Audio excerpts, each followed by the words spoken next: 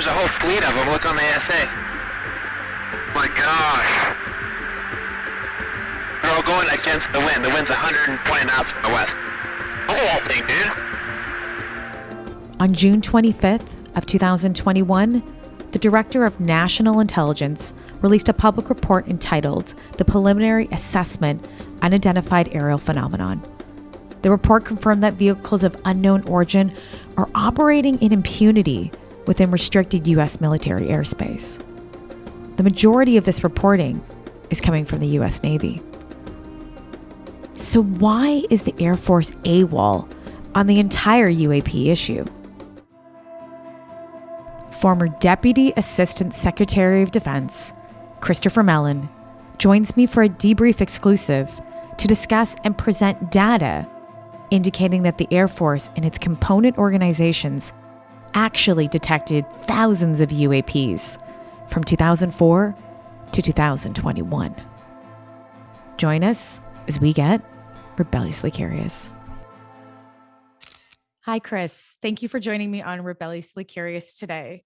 The conversation about the Air Force being AWOL, I think many people have had over the years and are recently been hoping that this conversation would actually come about. So I'm glad that we're going here today. Before we get into any conversation around what's happening currently with the Air Force, I'd like to do a couple history, past facts, so we can run our listeners and people that are watching up to date. So the Air Force started investigating UFOs in 1948, and it was known as Project Sign. And then we moved into Project Grunge into 1953, and then it became Project Blue Book, as we all know today. So then we move into later on the University of Colorado UFO project headed by Edward C. Condon, as we know of the Condon Report and the Condon Committee. And that was back in 1966 to 1968, which essentially then provoked the US Air Force from getting out of the UFO business. So between that time of 1948 to 1969, we had over 12,618 reported sightings and investigations. So with that said, I'd like to ask you the question then, with the Air Force history and active involvement in the UAP conversation, how does this contrast now where the Air Force's current position and then where we are today? Yeah, great question. Thank you. So there was about a half century there of quietude and the Air Force being mum on the issue. And even since it's reemerged, many people have been saying, why is it only Navy reports we hear about?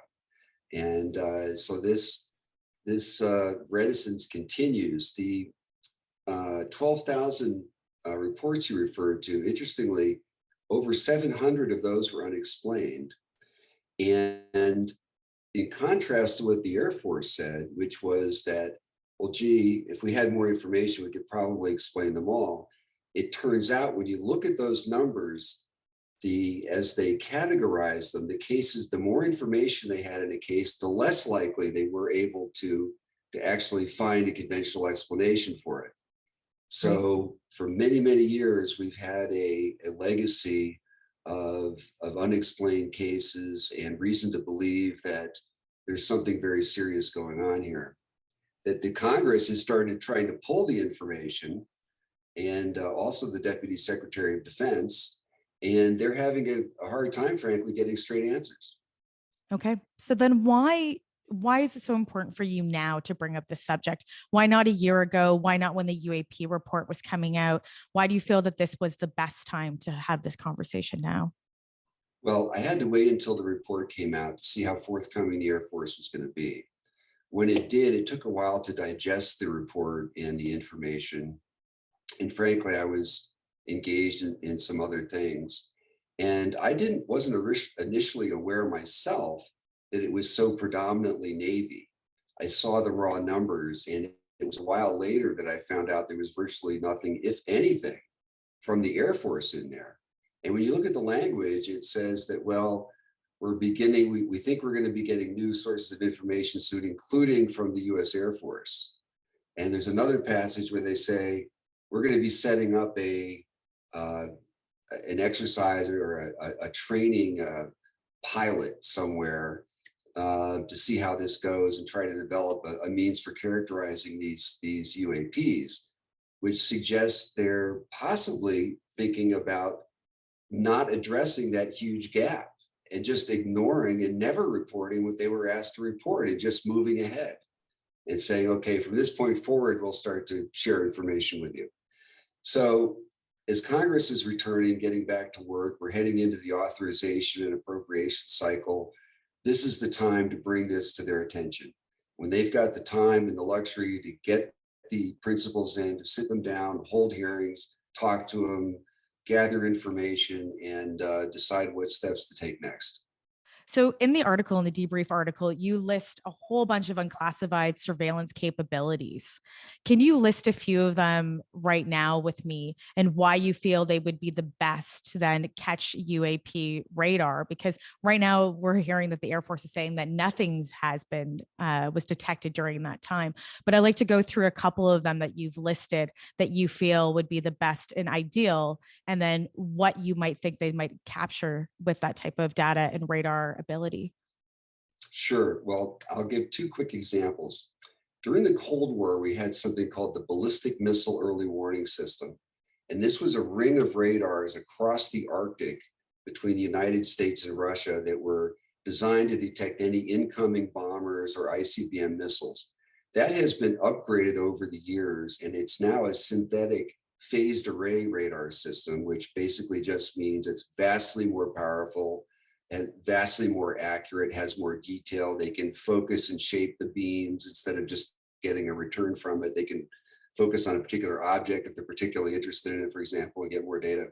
So that system covers a huge area, and it's inconceivable, it's impossible to believe that they're not seeing things that are unidentified, even if they're just perhaps a flock of geese or a plane without a transponder. There's always unidentified when you're talking about an area that large over that period of time.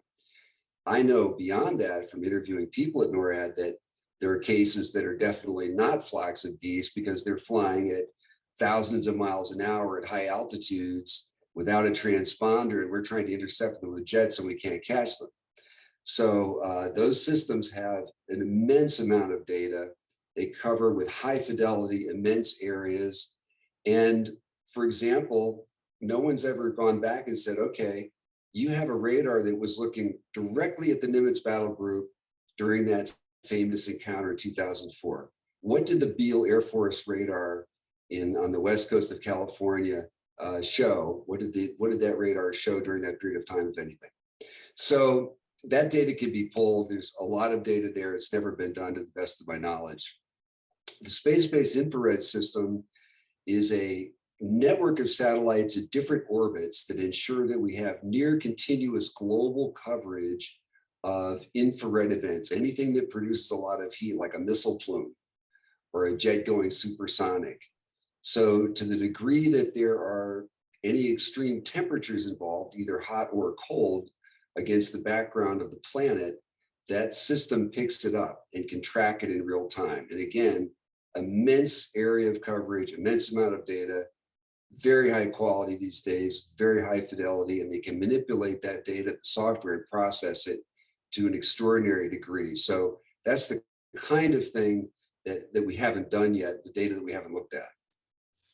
Okay, that's fair. Now, with all of that data that we have and this kind of blanket denial right now from the US Air Force, how does this even play into their credibility now moving forward? How is that even, perceived in your own eyes, and then maybe people that are closer to you as well too, and within government? How are they seeing this? Because we know that there has to be something potentially that they've caught, and they're saying that right now there's nothing.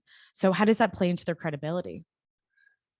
It certainly raises a question, serious questions. I've been pleased thus far. Today is the first day the article appeared, but I've had a lot of positive feedback from Navy personnel and from Pentagon personnel. And so that's very encouraging. It's not just me as an outsider looking in, seeing a disconnect between what the Air Force has provided and what they undoubtedly must have and how they've responded. Uh, there are people involved with the Pentagon effort and the Defense Department intelligence community who share those feelings and concerns. So I think they're very credible. That's reinforced my conviction. It's been a relief, frankly, that I wasn't missing some glaring, obvious fact that might have explained that otherwise. So I think it does further raise doubts about the Air Force's credibility on this issue. So then where do we go from here? You literally, the article just came out today. Can you tell us some of the feedback that you've had, like what those comments have been? Right. So from some of the Navy personnel, it's Bravo Zulu. And that's just, Navy speak for a good job. But I think where we go is the questions that I identified in the article, hopefully they're going to work their way into congressional hearing books for members, House members and senators. There's some very specific questions there that try to get beyond simply broad, opaque, large numbers. For example, do we have any instances whatsoever of objects coming from space, entering the Earth's atmosphere and maneuvering and/or departing? If we had 2 examples like that, that would be amazing. That would be potentially transformative. Just 2 examples like that. So there have been a lot of questions asked about how many overall incidents have you had and some information about the general kind. But I think the Congress, if they really sharpen their inquiry and their questions, they're going to be able to dig much deeper and I think get some information that's going to be very informative and potentially transformative. Amazing. Now, does the US Air Force and the Navy share any data with each other? They do, but when it comes to these kinds of issues, it's more the Navy sharing with the Air Force. Although I will tell you, and I was stunned to learn this, the East Coast incidents from 2015 forward that involved carrier strike groups operating in that training area off the East Coast and F-18 fighter squadrons training out there, that information, when they saw bogeys, when they saw unidentifieds, was not going to NORAD, much to my great surprise. I don't understand that, but that is what I was told. So the amount and degree of information sharing maybe is not what it should be, but certainly the Air Force is where this really gets amassed and cumulatively is processed and stored when it comes to North American aerospace defense and up until now, space. Of course, the space part's moving to the Space Force, but historically and until just last year, that was also purely an Air Force mission. So they're tracking thousands of unidentifieds in orbit every day. They're tracking hundreds of unidentifieds around North America every year. The last hard data I saw suggested 1,800 over a period of 5 years, I think it was. So, wow. Yeah, so there's a lot of unidentified incidents that happen, and there are many that have been reported publicly where we're scrambling jets, or our NORAD partners in Canada have had military encounters or commercial airliners. One case of a near midair collision, and the commercial airliner had to dive to avoid a midair collision. So this is serious stuff. Yeah, it is. And we also have the civilians as well. And we have people that are in the general public that are reporting. So what is the government going to do moving forward now, starting, from 2001, 2022? What are they going to do with those civilian reports? Because are we seeing a lot of civilian oversight is what you speak about in your article as well. But does the government have a place for that? And will it be in the UFO office, or will it be somewhere else? Or will they not even consider it anymore? They will at least be getting data from the FAA. Okay. So they'll be getting civilian, commercial, and private airline pilot data. And that's a big step forward because those reports are usually quite reliable and they're often at fairly close range. And there is a genuine air safety there on the military side as well. They reported 11 near mid-air collisions. And those are the ones that were reported. Undoubtedly, there were others that were not reported. We just know from experience that typically 9 out of 10 incidents go unreported, whether it's military or civilian, if not more. So they're expanding their reach. They are going to be getting more civilian input. It's not going to be to the extent yet probably of MUFON, but some people are even looking at that, capturing the data, the photographic information that's submitted to those civilian organizations. I was just on a call today about that, trying to process that video to extract whatever useful information may be there. Now, you brought up MUFON, and I think that's a great segue into this. Would MUFON or any private organization be working with the government? Because we've seen they've done that in the past, and something that they have been sharing personal data and information from people and their experiences. Now, will the government be working with MUFON or any other adjacent agency or just private group to help document and to help collect data? I'm not aware that that's going to be happening anytime soon. I think the closest it's going to become in that regard is that information that's posted to the internet, the government may pull and sort some of that data. Down the road, there may be more collaboration. There's a lot the private sector has to offer. We have the Galileo project now. We have Harvard University leading this very serious effort with a lot of scientists. We have the Scientific Coalition for Ufology. We have people like Jacques Vallée, who just produced the first peer-reviewed scientific paper on materials recovered from the UAP incident.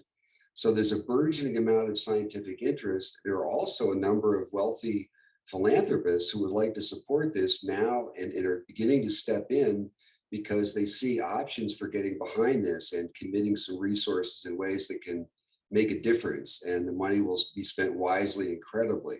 So I think the civilian contribution is going to grow through time, and inevitably, hopefully, there'll be more collaboration across those lines.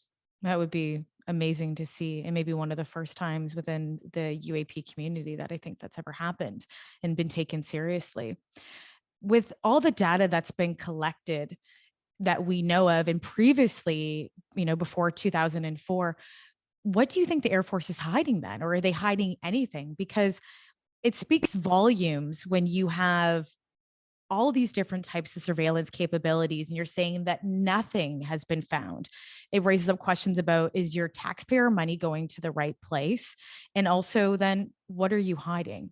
Can you speak to both of those? Yeah.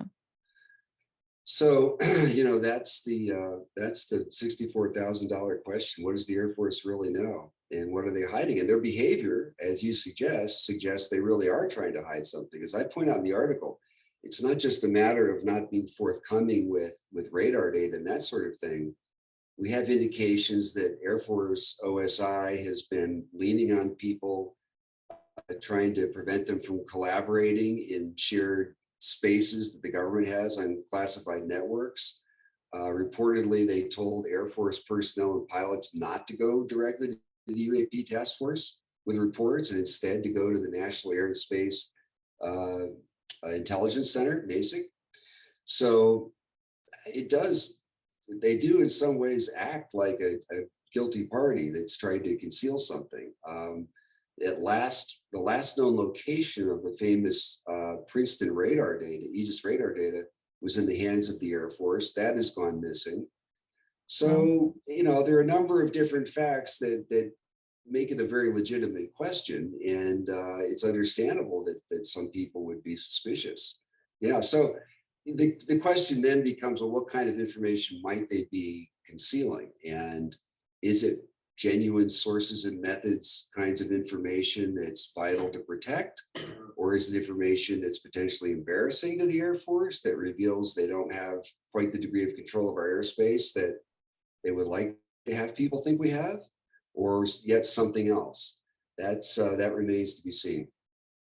Right. And now I have to ask you, have you heard, or is any whistleblowers or anybody else internally that have photos or videos of UAPs that are directly connected to the Air Force? Have you heard or seen anything? And will there be anything that's coming out in the likely months or years that you know of, I should say? I have heard, I do believe the Air Force has a considerable amount of information that they have not yet shared with the UAP task force. I have reason to believe that. And hopefully they will. To me, it's outrageous that the Deputy Secretary of Defense himself could not seem to get a straight answer. Now, at the time, Deputy Secretary Nordquist on August 4th, 2020, sent out a directive establishing this task force to pull together information on this topic. When he left office, the Air Force still had not shared information with the UAP task force. Months later, when the report was delivered, the report explicitly indicates that they got little, if anything, from the Air Force, and they're hoping that, in the future, they're going to get more information. So to me, that's kind of a shocking rejection by the Air Force of a request from both Congress and the Deputy Secretary of Defense for straight answers. Yeah, and they said that there was minor input. Do you even know what that input was from the Air Force? Because it said that they spoke, when they were putting together this report for June 25th, that there was a little bit of a conversation with the Air Force. Do you know what those conversations were? Because there obviously weren't data, but there must have been something. There absolutely were conversations and interaction. And my understanding was that for many months, the nature of the conversations and the interactions was on the Office of the Secretary of Defense side, the task force side, we want to get access to this, this, and this. And the Air Force response was no, to put it simply. So there were a lot of frustration about that. And I think a lot of conversations about, okay, we'll give you access maybe to this or maybe to that and so forth. And those conversations can drag things out and go on for months and months and months. It sounds as though that has not been fully resolved yet. But I don't know. So then I lead into, where do we find a solution when it comes to reporting and also our relationship? Like, I would imagine you have some solutions that you have in mind of how we could move forward to improve everything that we're doing around this. Well, I do. And I think the first thing that needs to happen is that Congress needs to get the Secretary of the Air Force, the Air Force Chief of Staff in to testify, and just put these questions to them. Do it under oath if need be, but put these questions to them in a closed setting, probably initially, because they're going to be very likely to say, well, we can't talk about this in public and it's all classified and all that sort of thing. But one way or another, they should be able to get straight answers from the Air Force. It seems to me unacceptable for that not to happen. And I think it will. We've got members of Congress now who are stepping up, who are not afraid anymore of the issue, not afraid to use the term UAP, and are demanding and expecting answers. So I think we're likely to see further progress in the months ahead. I hope so. And then the thing that needs to be done at that point, if there's not cooperation, somebody's head needs to roll. That's the best and most effective way to send a signal. I love the story about Ray Kroc and the McDonald's franchise. Why were for the 50s and 60s, why were these places all so clean and spick and span? It wasn't because he sent a memo around. It was because he walked into one of his McDonald's outlets and saw some flies and just shut those people down and put them out of business. And word went to everybody. At some point, they're going to have to send a message, the seniors, that this isn't acceptable. Yeah, and you have to I have to ask it now. Whose heads do you think are going to roll if this doesn't? If we don't, can I can I ask? I don't know that any heads are going to roll. I think more Yeah. likely they're going to start providing the information. But I think this has gone on for so long, and there's so many questions that haven't been asked. And the fact that the Air Force could just stiff arm the Deputy Secretary, at least that's how it appears from here, and stiff arm the Deputy Secretary and the DNI and the Congress. Perhaps there have been discussions behind the scenes, probably that we don't know about. Maybe they've shared more than we know publicly, but certainly it does not appear that Congress has gotten that information in response to their request. If the Navy could provide it, certainly the Air Force ought to be able to provide it. They're principally responsible for aerospace defense. So they're taking billions of dollars to perform this mission, to perform this job. And it's only reasonable for Congress to ask questions about, how well that equipment's working, how well we're performing the function, what do we need to do better? Yeah, right. And this whole part about if the equipment isn't working, then we're spending so much money on taxpayers' dollars for them to be able to use these capabilities for data collecting. Then the conversation goes into foreign adversaries. If they can't even pick up UAP activity, shouldn't we be concerned that we can't even pick up what's going on around our own world? Yeah. So as I mentioned in the article, there are some new challenges we're facing as a result of technological breakthroughs. And one of them is drones and small unmanned aircraft and vehicles. So the Yemeni militants fighting the Saudi government using some very relatively crude drones were able to take 50% of Saudi oil production offline by using these drones. The Azerbaijanis defeated the Armenians largely by their use of drones, their unexpected expertise and efficiency in using those drones. And they routed the Armenian forces. So this is something that we're seeing now swarming around some of our warships, around nuclear power plants, around Air Force bases. We don't know where these things are coming from. We don't know how they're doing what they're doing because they seem to remain aloft indefinitely. They seem to have an extraordinary power reserves and capability. They're not responding, from what I hear, to anti-UAV kinds of signals. There should be a legitimate, a real urgent concern, in my view, on the part of the government to get to the bottom of this.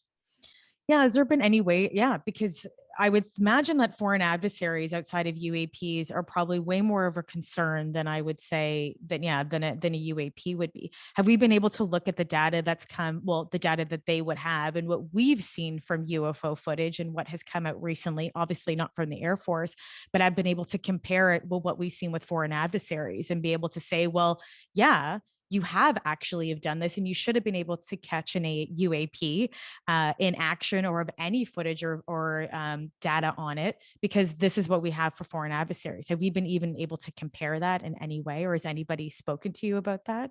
Well, it's interesting. The report indicates that they found no evidence of Right. any foreign government connection to any of these incidents. And that remains the case to the best of my knowledge. And they have been doing some analysis, of course, of some of these videos, and they continue to have incidents. But to date, I don't think they found any indication that would suggest these are Russian or Chinese. Right. And do you personally believe that there could be possibly a position for both? Because we are human and there might be error, that it could possibly be UFOs and, let's say, a foreign adversary as well? Absolutely. And I agree with the report's conclusion that we're not dealing with one phenomenon. We're dealing with a spectrum of phenomenon. So the small, quote, drones that we're seeing in some areas are very different than the Tic Tac Right. that the Nimitz carrier group encountered. And that in turn is very different from other things that we're seeing in different places. So we're probably dealing with multiple actors with multiple agendas.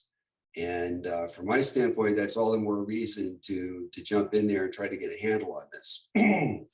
Yeah. So then what do we do then at that point? Then we realize that it is UFO, it's multiple players that you were saying. How do we move forward with that information? And then what do we do to protect ourselves? The first thing we need to do is increase our collection. With more data, hopefully we can get answers to some of these questions. The good news is that we have the finest technical intelligence capability on the planet. It is, as I point out in the article, very extensive, very competent people running it, very capable sensors. It just hasn't been used, as far as we know anyway, to try to answer these questions. So they need to develop it, get that collection plan rolling and go back and pull some of the historical data and analyze that, find out what kinds of signatures we can track, and then pull that data, analyze it, and then it becomes an iterative process. Okay, we start to get some insights, we start to see a signature, and then we maybe modify some of our sensors, bring on board some new sensors to get more data, and so forth in a feedback loop. And hopefully, if we follow that sort of normal pattern, like we would with a Soviet ICBM or other hypersonic vehicles, we need to apply the same sort of rigor and the same sort of intensity and level of effort to this problem. Right. And I'm going to move into stigma now before we wrap. The stigma has been evolving over time, where before people were ridiculed so bad for talking about UFOs or even just talking about their own experiences and losing their wings, losing their jobs. Where is the stigma now within the US Air Force compared to the Navy? Because we're seeing that the Navy is having these open conversations, but the Air Force isn't. Is the stigma still really strong in the Air Force at this time? I can't say for certain, but that does appear to be the case. And one reason I say that is because since 2015, we've had Navy pilots reporting UAPs from W-76, which is one of the training areas off the East Coast. Air Force pilots and F-22s are flying in the same training area, and they have superior sensor systems. And they apparently have not been reporting any of these things. They must have been appearing on their radars, their sensor systems. There's a sense that the Air Force does a much stronger taboo about this subject, and it's very an unwelcome term in Air Force circles. So I think there is a cultural difference between the Air Force and the Navy. Yeah, and you're right. You're having so many of these other areas that should be detecting the same information, but they're not. They're obviously not reporting it. The Navy is. So before I wrap, I have to ask you your opinion on everything that is going on. There's so many theories that it's interdimensional, that it's extraterrestrial. Uh, where do you sit in what all of this UAP activity? Where do you actually feel, in your opinion, what is happening? I've been very reserved about speculating or sharing private opinions. I've been very reluctant to do so. I don't like to go beyond anything that I can back up. And what is available in the public sector is certainly not definitive enough to come down hard and behind any one theory. So I try to approach it with an open mind. Let's follow the facts, let's get more facts, and let's see where they lead us. That's really my approach. Thank you for joining me today. And as I said, everybody, thank you for being rebelliously curious with me. Thank you for your assistance. Thank you so much. Really appreciate it. Thank you.